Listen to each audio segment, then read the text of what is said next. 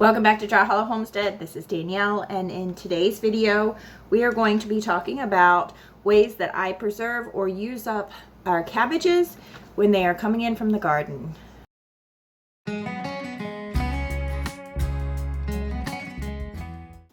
So the first way we are going to preserve this cabbage is by making it into an old-fashioned sauerkraut. The way I cut cabbages straight down the center, and then I cut the core out. That's probably how everybody does it, but just in case, it does help it. So chickens enjoy the core. We also have a very, very loved elderly guinea pig that loves these too, so that will not go to waste. And then I slice really as thinly as I can, but we don't like mechanical, like using the food processor. It makes it it loses too much of its texture that way. And the ratio is per large head of cabbage, 1 tablespoon of sea salt. I use the pink Himalayan sea salt. And then we're going to massage it, and then when I have this mounded over, that usually will fit in my 1 gallon container. And be sure to reserve some of the larger leaves for the top, because you need to submerge it under the brine.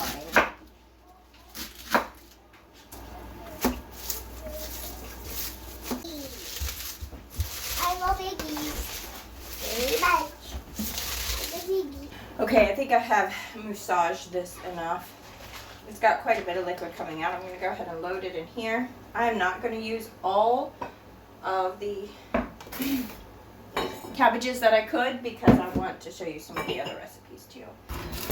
So this is just the Ohio stoneware 1 gallon. I've also got the weights. My son picked those up last year for me, the weight for the 1 gallon, and I've got the lid.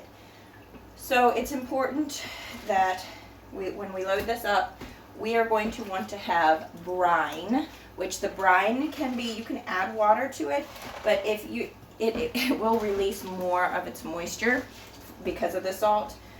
So I try to massage it enough to where I can have enough brine just naturally from the salt and the cabbage releasing its releasing its moisture, and that I don't have to add water. But you can do that. You can do that too. But it needs to stay below the brine level. So that will keep the mold growth from touching your cabbages, your sauerkraut.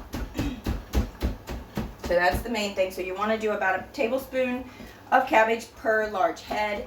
Now when you're doing homegrown cabbages, some of them are not large, so you just use your common sense on that. I use about this heaping thing. I put 3.5 tablespoons of salt when I was mixing it. Okay, so that is all I have mashed down in there. We're going to go ahead and pour. That was a lot of work for a little bit of broth. And then I'm going to mush some more, and I might add a little bit of liquid. And then I like to reserve one of the outer things, leaves, one of those to put here too, to be a barrier, and it usually fits perfect. On top of your kraut, we're going to put our weight on top. And that just gave me about 1/2 gallon probably, and I am going to put water on top. And because I've got so much space, I don't really have to worry about it overflowing. I usually have to worry about it overflowing. Actually, I'm going to get my Berkey water, because you want to make sure that this does not have any kind of chlorine or anything in it, so that it doesn't interfere with the good bacteria growth that we are going to be cultivating right here. Okay.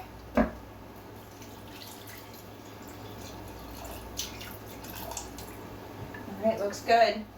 So I'm going to leave this on the counter for probably about a week, week and a half, you will definitely smell that it is fermenting and that it is turning into kraut. And then you can store this in a cool place in the container like this, or once it gets to the sourness that you like, it will continually break down and become more and more tangy and sour. But if it gets to the place where you like it, go ahead and put it in the fridge. I usually put it in some quart jars and stick it in the back of my fridge, and it stays good for like ever in there, right? Our next recipe with our cabbage is egg roll in a bowl. So this is like a copycat of like an egg roll that you would get at a Chinese food restaurant. You're going to need cabbage, onion, garlic. I guess I could just show you. I like doing this ginger. I also have ginger just in my freezer, but this paste is so much easier to work with, and it's so much better to have something fresh like this rather than the ground. But if you just have ground, that's fine too. That's what I've used before. Soy sauce, sesame seed oil, toasted sesame seed oil, and red pepper flakes. I don't have my regular red pepper flakes. I do have Korean red pepper flakes that I get offline. I think it was Acre Homestead suggested these. They were a little sweeter and not quite as spicy as my normal one. There's a fly because it's a farm.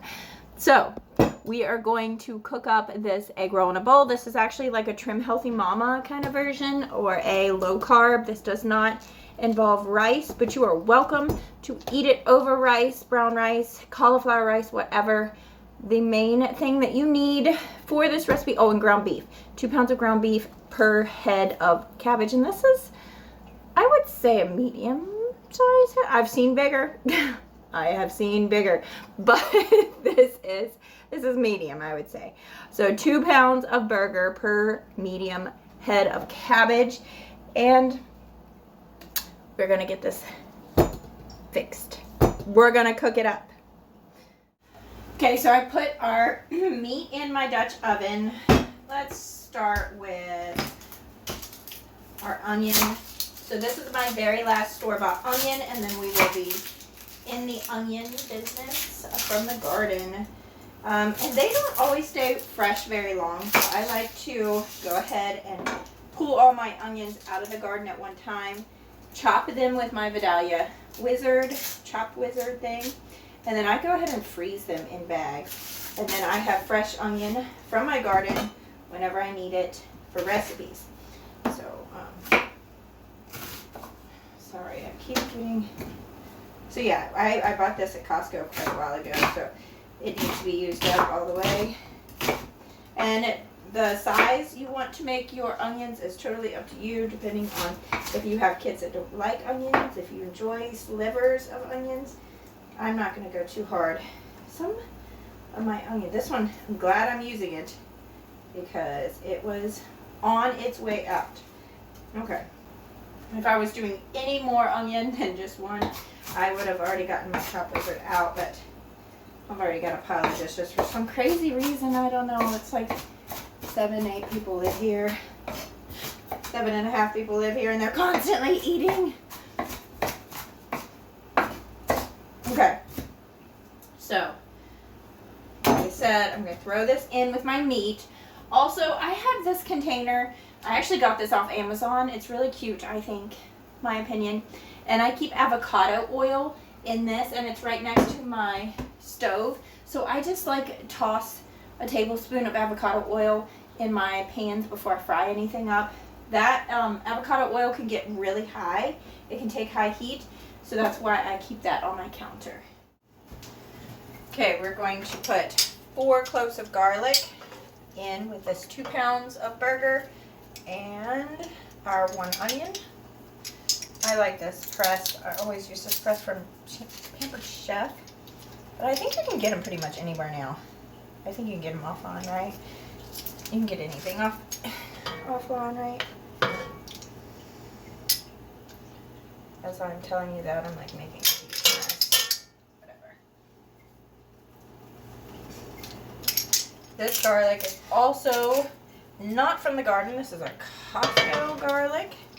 But I just pulled my garlic out and I am letting it air dry in our woodshed. And we should have that before too long. And I didn't plant this garlic actually last year. This was what I accidentally left when I was harvesting last year.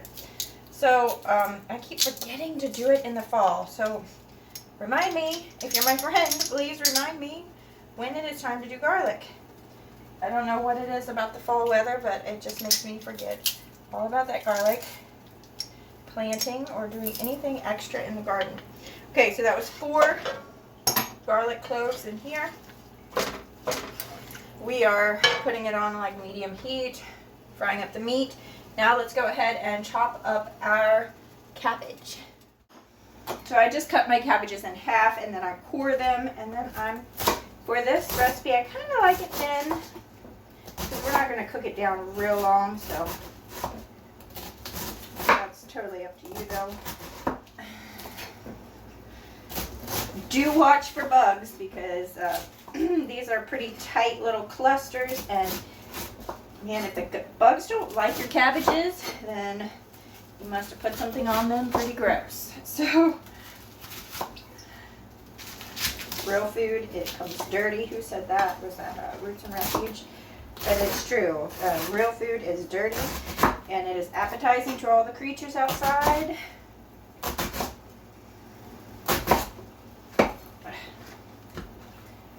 I did sharpen this knife, but okay. We're gonna go ahead and add that straight to our pan. I do not drain the meat off this beef. This is pasture raised, grain free, you know, grass fed beef. So we do not want to. We don't mind ingesting that fat.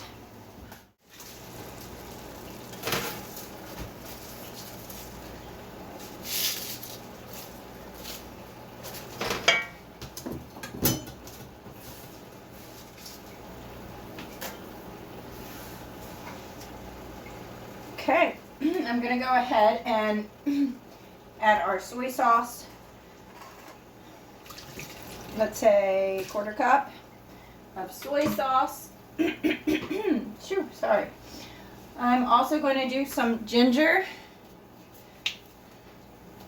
About 2 teaspoons of ginger. And then some red pepper flakes. Not too terribly much. Also some sesame seed oil. And that is it. We're going to let this cook down a little bit and stir it together. It already smells really good. Sesame seed oil and ginger, oh man, just gives you another variety in the kitchen that just is absolutely delicious. So we are going to put the lid on this. Let it cook down a little bit and give it a good stir as it does. We haven't put salt and pepper in here. We put the red pepper, but we haven't put salt. You can add more red pepper flakes to make it a little more spicy.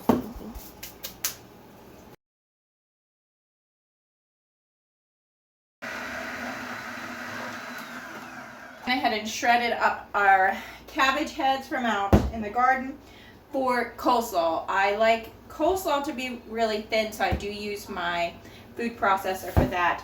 And now I'm going to start our coleslaw dressing or whatever. So I usually make homemade mayonnaise, so I need to do that first, but you can use store-bought if you have that. Okay, so in my jar I have 1 egg. I like to give a little dash of ground mustard. You can use like Dijon mustard or even like regular honey mustard.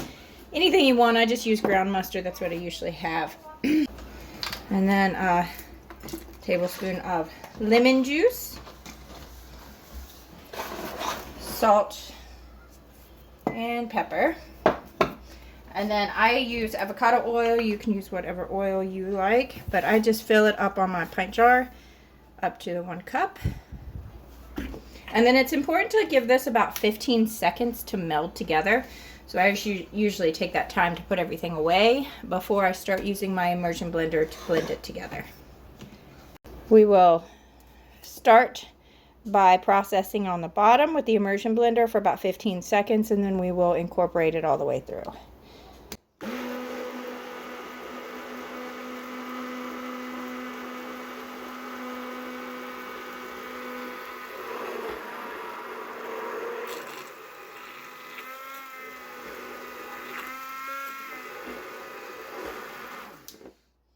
Okay.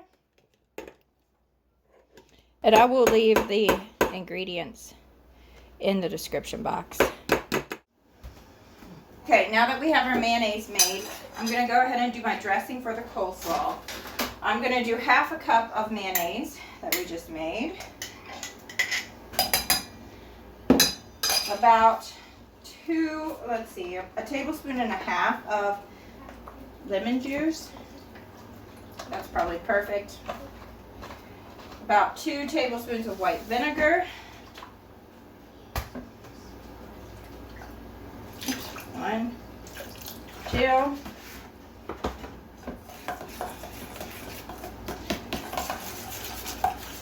And some white sugar. I would say 2 tablespoons of white sugar. Now we're just going to do salt and pepper on this,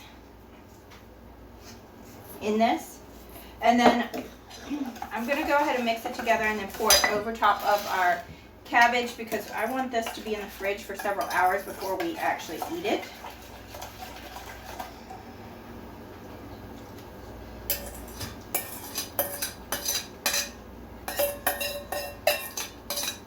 I'm going to give this a good toss. And then I'm going to put a lid on it and stick it in the fridge. So the coleslaw was delicious. I actually forgot to film it, but I had to go back and make another thing of dressing. It wasn't enough dressing. I needed to double it. I started to double it. I kept thinking, should I double it? No, because I want to leave some mayonnaise in the fridge because we've been making sandwiches. I should have doubled it. So my mistake, I had to go back and double that coleslaw dressing recipe and pour it on top, but it was really good, had great flavor. So that was a success. The other thing that we really enjoy using our cabbages for is for fried cabbage. We just do that in some lard or tallow. We usually do lard on our stove or bacon grease on our stove in our cast iron, and we add some red pepper flakes to that. And my husband likes boiled cabbage. I am not a huge fan of boiled cabbage, but I do really like a cabbage soup recipe, and I really wanted to make that for you guys too, but I'm done. We're finished in the kitchen and I don't want any more cabbage right now. So there is a delicious cabbage soup recipe though. I can actually put mine in the description box in case you want to try it. I suggest it, but it is hot here. We've had soup in the last week or so. I don't want any more soup right now. So please tell me what you do with your cabbages, or if there's any other way to actually preserve them long-term storage. I will not can up my sauerkraut because I want it to be non-pasteurized, right? Coleslaw, I bet you could probably can. I don't know. You'll have to let me know. Yeah. You let me know in the description or in the comments. Tell me what you do with your cabbages. We would love some more ideas. This year was a really good cabbage year for us.